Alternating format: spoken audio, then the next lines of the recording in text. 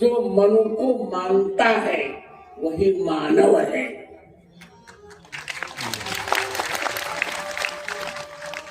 जो मनु को नहीं मानता वो मानव है ही नहीं।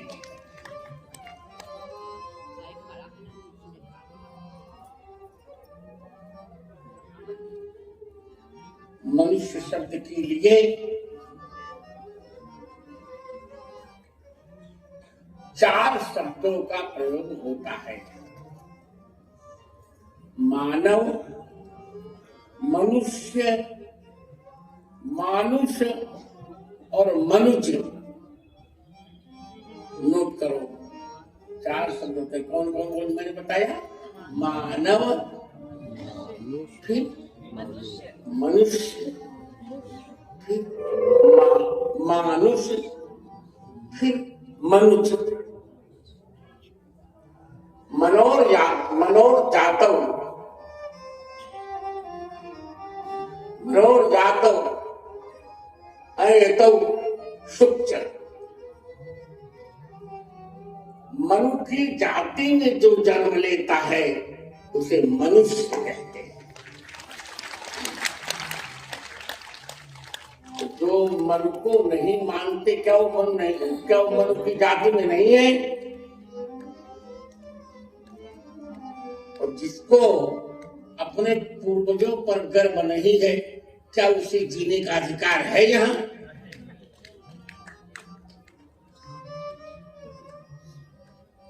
मैं विश्वस्त हूं पूरे कुंभ में इतनी अच्छी चर्चा कहीं नहीं हो रही जो चर्चा यहाँ हो रही है।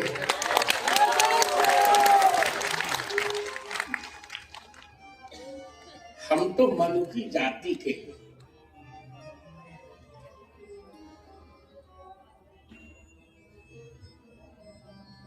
मनु की जाति के अर्थ में मनु शब्द से आय प्रत्यय और सुख का आगम वृद्धि मानुष बन जाता है। और जब यत प्रत्यय और सुख का आगम तब मनुष्य बन जाता है। तो देखिए, हम तो सही कर रहे हैं। इस बार हम उसको चर्चा कर रहे हैं कि जाति बात नहीं है।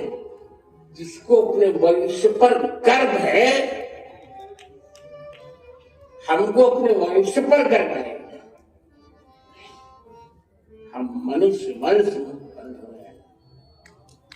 परिवर्तन संसार मृतक को आन जाए थे सजातो ये न जाते न वंशो जाति समुन्नति। इस परिवर्तनशील संसार में कौन नहीं जन्म लेता, कौन नहीं मरता, पर जन्म लेना उसी का धन्य होता है जिसके जन्म लेने से वंश की उन्नति होती है।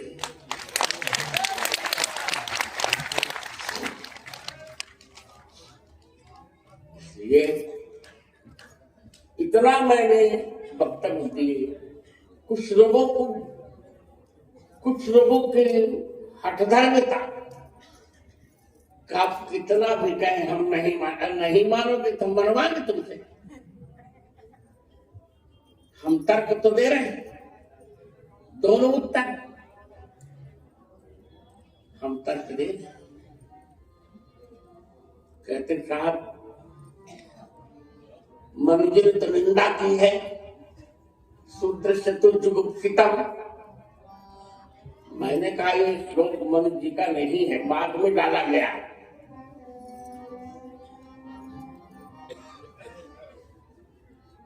बाद में डाला गया, पश्चात डाला गया।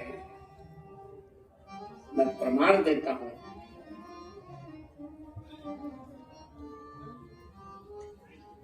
यदि ऐसा होता, इसमें लिखा है कि बड़ी को गुप्त कहना चाहिए, तो मैंने कहा तो ये बताओ तब चाणक्य जी को विष्णुगुप्त क्यों कहा गया? वो तो ब्राह्मण थे। कहते साहब ब्राह्मण ने तुमको प्रमाण दिया। मैंने कल मैंने प्रमाण दिखा दिया। तो भारतीय इतिहास कोश के पृष्ठ संख्या 306 में डॉक्टर सच्चिदानंद भट्टाचार्य लिखते हैं कि चाणक्य जी ब्राह्मण थे। उनका मूल नाम विष्णुगुप्त था। पिता का नाम चाणक्य था, इसे उनको चाणक्य कहा गया। कुटिल गोत्र में उत्पन्न से उनको कौटिल्य कहा गया। गोत्र प्रवर्तक इसका नाम था कुटिल। कुटिल मन टेढ़ा नहीं, कुटीम लाती, जो केवल कुटी में रहता है। अब कोई ना माने तो फिर क्या करें।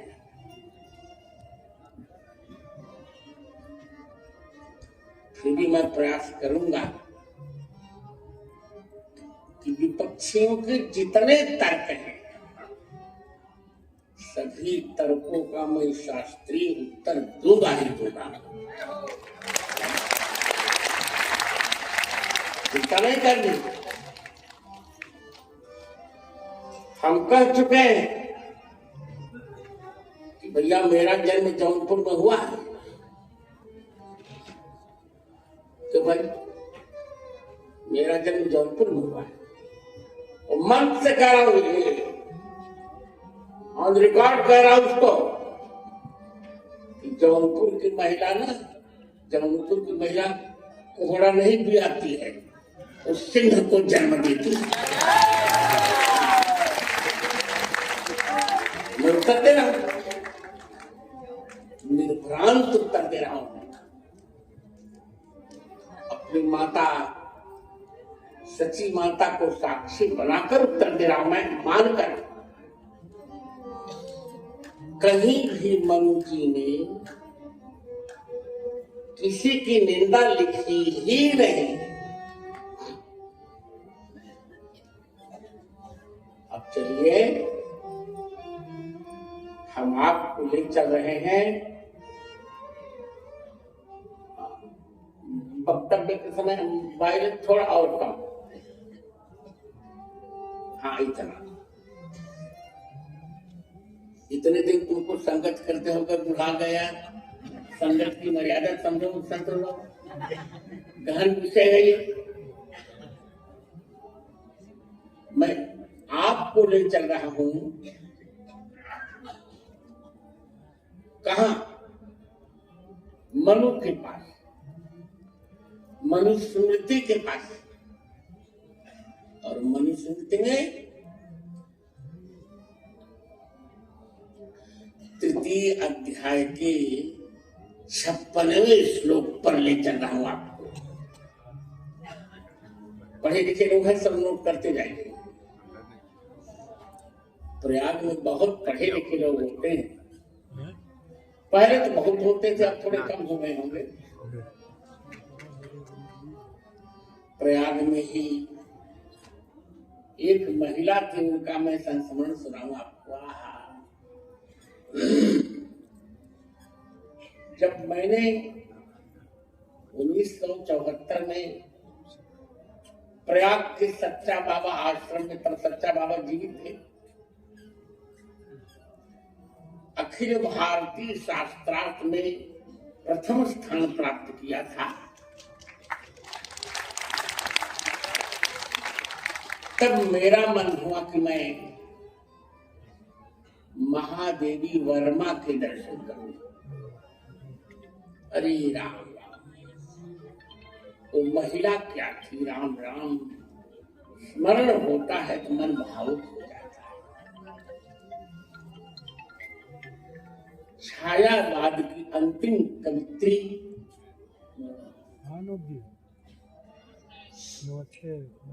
एक सामान्य एक विद्यालय में अभी तो प्रिंसिपल भद्राचार्य के केवल जीविका अपनी छोटी सी कोठरी में रहती थी। क्या कविता की कला थी वर्मा जी की। सामने मेला में जी। तो मैं जब गया तो उन्होंने कहा वो किसी को भैया नहीं बोलती थी, भद्र। ठीक है। कहा भद्र बैठो। मैं बैठ गया। तो कहा कि हमने देखा है कि आपने आज अखिल भारतीय शास्त्रार्थ जीता है। मैंने कहा आपका आशीर्वाद। नहीं, आप एक मेरे प्रश्न का उत्तर देंगे तब मैं आपको विजयी प्रमाणित करूंगी। तो मैं तो यार डर गया कि इतनी बड़ी विदुषी और मैं छात्र, परास्नातक का छात्र, मैं इनके प्रश्न का कैसे उत्तर दूंगा। भगवान राम से प्रार्थना की, प्रभु मर्यादा बचा लीजिएगा, नाक न कटने पाएगा। तो महादेवी वर्मा जी ने पूछा, रामचंद्र दास तुम भी सुनो, सब लोग सुनो। कहा कि भद्रे बताओ, एक ही विषय है जिसको शंकर जी ने भी पिया और मीरा जी ने भी पिया। पिया तो दोनों ने ना, शंकर जी ने भी और मीरा जी ने। पर शंकर जी का गला नीला पड़ गया, प्रसन्नाननम नीलकंठम दयालम, और मीरा जी को कुछ भी नहीं हुआ। दोनों ने तो पिया था ना। इसका रहस्य क्या हो सकता है, ये उन्होंने मुझसे पूछा। मैंने कहा महोदया, शंकर जी ने विष को विष मानकर पिया, तो राम नाम के प्रताप से जी गए, नहीं तो मर ही जाते। आगे सुनो तब बढ़िया ताली बजाना। मैंने कहा शंकर जी ने विष को विष माना, विष मानकर पिया और राम नाम के प्रताप से जी गए और गला नीला पड़ गया। पर मीरा जी ने विष को विष माना ही नहीं, मीरा जी ने विष को भगवान का चरणोदक माना।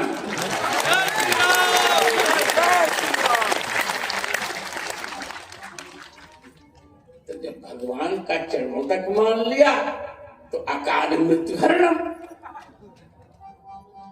अकाल मृत्यु हरणम, और क्या है, सर्व बाधा विनाशनम, श्री राम पादामृतम पीत्वा श्री राम भक्ते प्रकल्पते।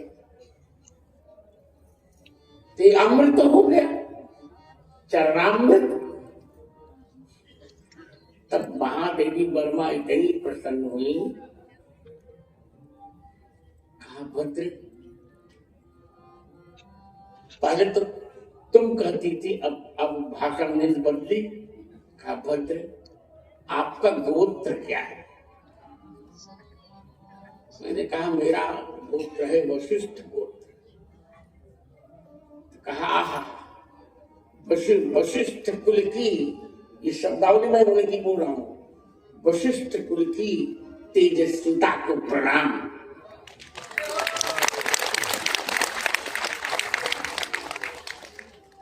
इतनी पढ़ी लिखी महिला थी वो,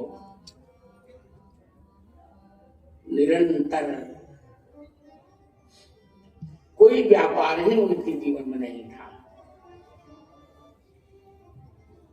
तो प्रयाग के लोग तो पढ़े लिखे लोग हैं, यहाँ यूनिवर्सिटी भी है, बहुत अच्छे अच्छे लोग यहाँ हुए, संस्कृत में भी हिंदी में भी। यहीं पर मेरे दीक्षा शिष्य अभिराज राजेंद्र मिश्र भी यहीं पढ़े, पढ़ाया भी, फिर वहां शिमला गए। बड़े अच्छे अच्छे लोग, अंग्रेजी में भी, संस्कृत में भी, हिंदी में भी।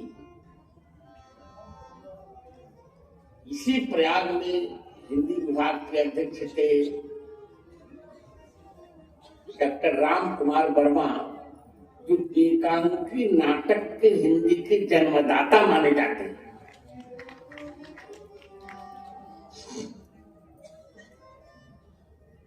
संस्कृत में पहली बार मैंने एकांकी नाटक लिखा, राघवाभ्युदयम।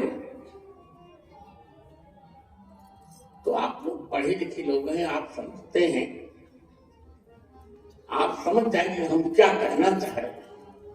हम यही कहना चाह रहे हैं कि जो मन को नहीं मानता, खुल कर कह रहा हूं मैं, खुल कर कह रहा हूं, जो मन को नहीं मानता, मन से मानव ही नहीं मानता।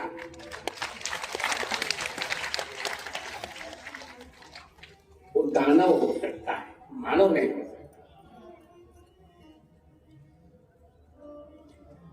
मन की इतनी ऊंची भावना। अब मैं आपको वही ले चल रहा हूं। सब लोग महिलाओं का अपमान करते हैं, पर मनु जी ने महिला का कभी अपमान नहीं किया। उनका श्लोक देखिए, यत्र नार्यस्तु पूज्यन्ते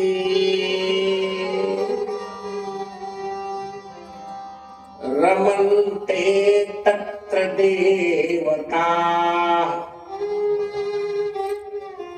यत्रैतास्तु न पूज्यन्ते सर्वास्तत्र फलाक्रिया। यत्र नार्यस्तु पूज्यन्ते, तो अर्थ निश्चय, जहां नारियों का सम्मान होता है, तत्र माने वहां देवता रम जाते हैं,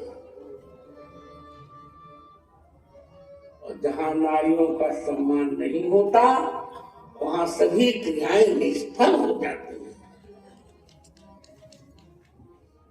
क्यों माताओं से चिढ़ते हैं आप बताइए?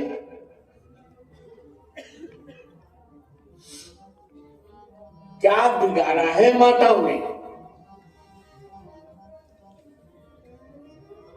मैं साधुओं से पूछ ले रहा हूं, क्या बिगाड़ा है माताओं ने? अरे तुम भी किसी माता के कोख से जन्म थे कि आकाश उतर के आए हो?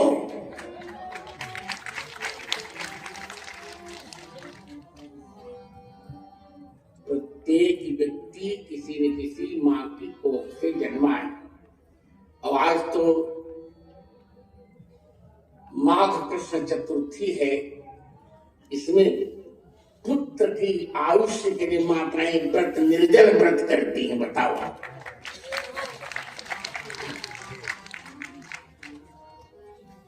कल मैंने आपको बताया रावण ने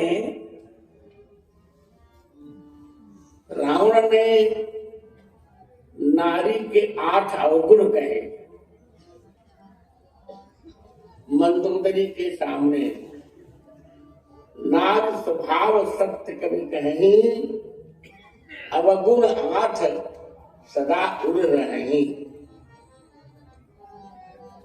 साहस अमृत चपलता माया, भय अविवेक अशौच अदाया।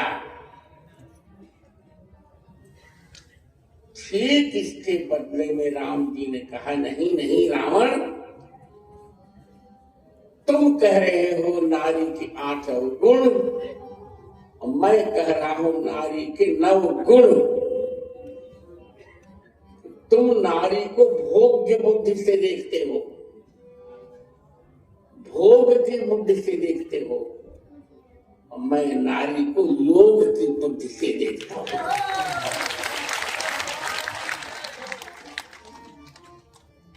तो कहाँ सोह शैल गिरिजा गृह आए, सोह शैल गिरिजा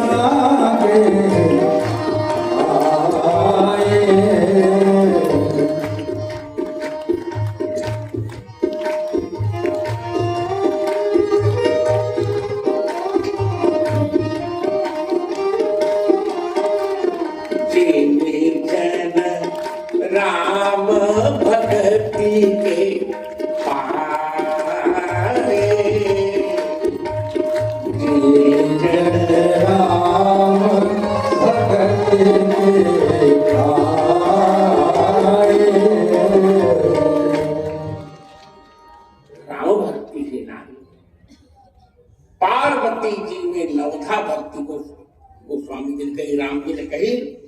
राम जी ने शिव जी से कहा, देखिए पार्वती से विवाह कर लीजिए, नवधा भक्ति। प्रथम भगतिक संतन कर संगा, संतों का संग प्रथम भक्ति है। इन्होंने नारद से संग किया है, नारद संत है। नारद देखा विकल जयंता, लाग गया कोमल चित संता। नारद जी संत है और ये नारद जी को गुरु मानती है। कहती है नारद बचन न मैं परिहरऊं, बसऊ भवन उतरऊं नहीं डरऊं। मैं नारद की बातें छोड़ूंगी। नारद बचन में मैं